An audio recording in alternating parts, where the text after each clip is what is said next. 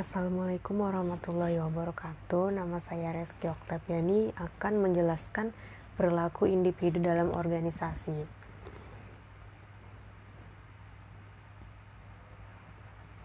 Organisasi adalah sistem sosial di samping sistem teknis ekonomis.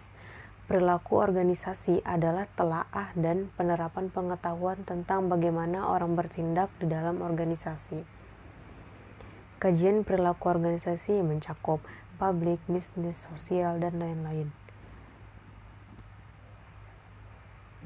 Unsur perilaku organisasi manusia atau individu. Orang-orang membentuk sistem sosial intern organisasi, terdiri dalam kelompok besar, kecil, formal, dan informal. Kelompok tersebut bersifat dinamis atau berubah-ubah.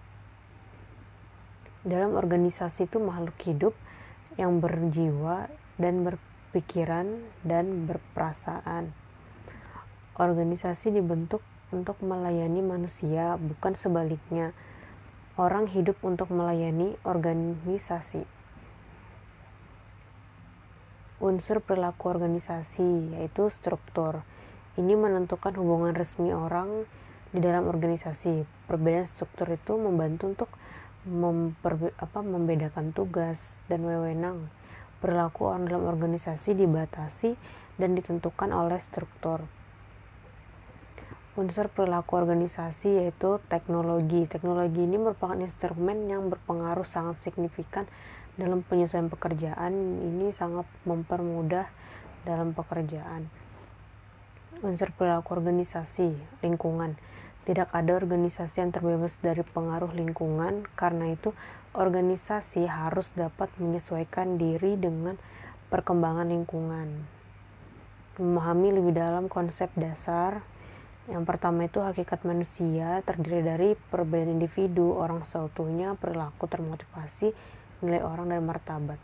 Hakikat organisasi itu terdapat sistem sosial, kepentingan bersama, hasil perilaku organisasi holistik, iklim organisasi. Hakikat manusia, perbedaan individu punya banyak kesamaan, sedih, kehilangan sesuatu, senang, dapat anugerah, tetapi setiap orang tetap berbeda secara individual. Miliaran manusia hidup masing-masing memiliki perbedaan satu sama lain. Seseorang dalam organisasi dipandang sebagai manusia yang mempunyai karakteristik tersendiri. Hukum perbedaan individu, masing-masing orang berbeda satu sama lain secara khas. Hakikat manusia, orang seutuhnya, pandang manusia secara utuh, tidak hanya penampilan fisik tetapi juga psikososial. Terus taraf kemampuan seseorang tak dapat dipisahkan dari latar belakang dan pengetahuannya. Kehidupan di rumah tak dapat dipisahkan seluruhnya dari kehidupan tempat kerja. Jadi kehidupan di rumah itu sangat berpengaruh terhadap perilaku kita di tempat kerja. Kondisi emosional tak dapat dipisahkan juga dari kondisi fisik. Ini misalnya itu kayak kerja lembur dengan bayaran mahal dapat dikalahkan oleh kepentingan keluarga. Ini hakikat manusia lagi, perilaku termotivasi. Perilaku tertentu karena sebab tertentu. Sebenarnya kita melihat sesuatu itu sehingga kita merespon, itu mendapat daya dorong suatu aktivitas. Motivasi merupakan hal penting dalam penyelenggaraan organisasi, betapapun lengkap dan canggihnya infrastruktur. Ini sangat penting sekali karena motivasi itu merupakan dorongan dari dalam diri kita sendiri untuk melakukan hal tertentu. Ini nilai orang, martabat manusia. Orang-orang perlu dibedakan dari faktor produksi lainnya karena derajat tinggi dari semua hal dalam semesta. Anggota organisasi ingin selalu dihormati. Ini kebutuhan setiap manusia itu ingin dihormati, ingin diakui.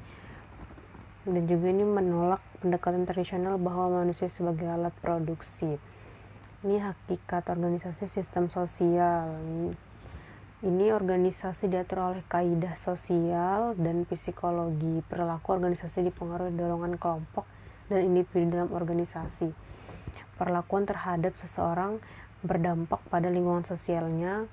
Penolakan terhadap keputusan karena kelompok sosial. Jadi lingkungan itu sangat mempengaruhi individu. Ini kepentingan bersama. Organisasi memerlukan anggota dan anggota juga memerlukan organisasi, jadi saling memerlukan. Organisasi dibentuk atas kepentingan bersama dan tujuan bersama.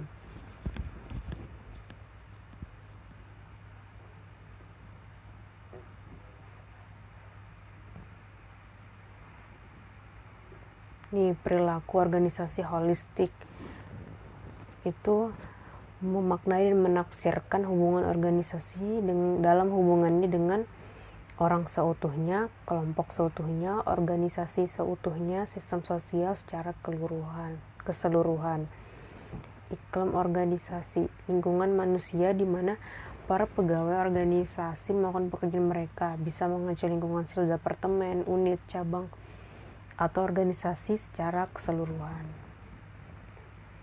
Organisasi cenderung menarik dan mempertahankan orang-orang yang sesuai dengan iklimnya. Maksudnya ini dia akan mempertahankan orang yang sesuai kinerjanya dengan organisasi tersebut. Maksudnya itu dia bekerja itu sesuai kebutuhan yang ada di organisasi. Ini iklim organisasi dapat mempengaruhi motivasi, prestasi, kepuasan kerja, produktivitas, dapat menjadi aset organisasi. Pendisiplinan yang tidak bijaksana melalui penekanan produktivitas tapi mengorbankan iklim. Jadi iklim ini sangat penting sekali dalam menjalani organisasi karena dapat mempengaruhi kinerja individu.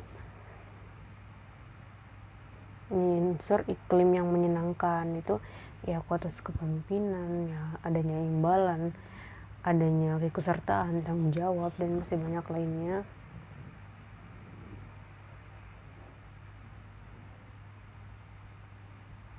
Pendekatan perilaku organisasi terdapat ada 3, yaitu pendekatan kognitif, behavioristik, kognitif sosial. Kognitif ini dia menekankan aspek pemikiran manusia dan mengasumsikan bahwa perilaku adalah purposif, yaitu diarahkan pada orientasi tujuan. Dia lebih menekankan aspek pemikiran dengan manusia dengan ke arah tujuan. Lalu behavioristik, dia menekankan aspek perilaku. Ini perilaku itu sangat ditekankan pada aspek ini. Terus kognitif sosial itu menekankan bahwa orang di lingkungan dan perilaku itu berada dalam interaksi konstan satu sama lain dan secara resiprokal saling mempengaruhi. Pendekatan ini merupakan gabungan elemen kognitif dan behavioristik. Ini gabungan antara kognitif dan behavioristik sehingga menjadi pendekatan kognitif sosial.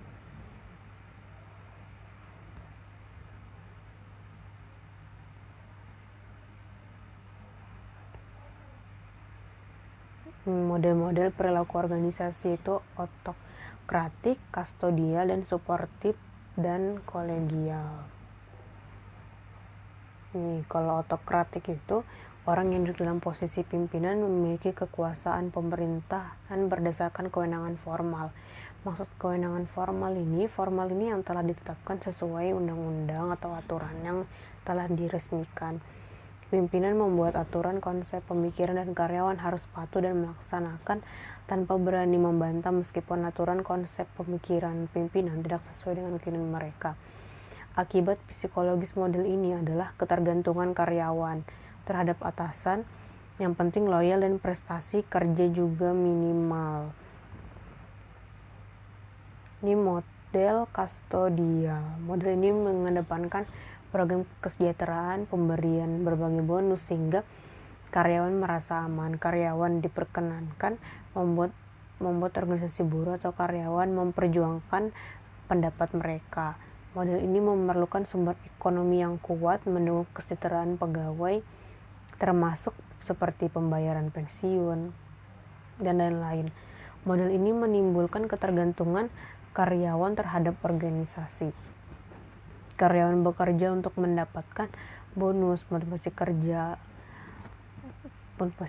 lemah, kooperasi yang mereka tampilkan bersifat pasif. adalah suportif manajemen, tidak menggunakan sumber-sumber ekonomi, keuangan, atau bonus dalam memotivasi pegawai. Orientasi manajerial membantu meningkatkan motivasi pegawai melalui kepemimpinan, memberikan kesempatan agar pegawai dapat mengerjakan tugas sesuai kapasitas masing-masing, sesuai dengan bidang masing-masing, kemampuan masing-masing. Asumsi pimpinan bahwa setiap karyawan tidak akan menentang keinginan organisasi sejauh pimpinan dapat membimbing dan mengarahkan mereka untuk mengantisipasi sesuai kemampuan masing-masing. Ini model kolegial ini mengandalkan kemampuan manajemen membangun perasaan kemitraan dengan para pegawai. Ini membangun sisi emosional dengan pegawai itu sangat penting pada model kolegial. Dengan cara ini pegawai merasa dibutuhkan, berguna, dihargai keberadaannya. Pimpinan menganggap mitra kerja. Nah, jadi dia menganggap para pegawai ini adalah aset sehingga mereka memperlakukan mereka itu sangat baik. Oke. Saya akhiri penjelasan saya. Terima kasih. Mohon maaf apabila ada salah kata. Semoga bermanfaat.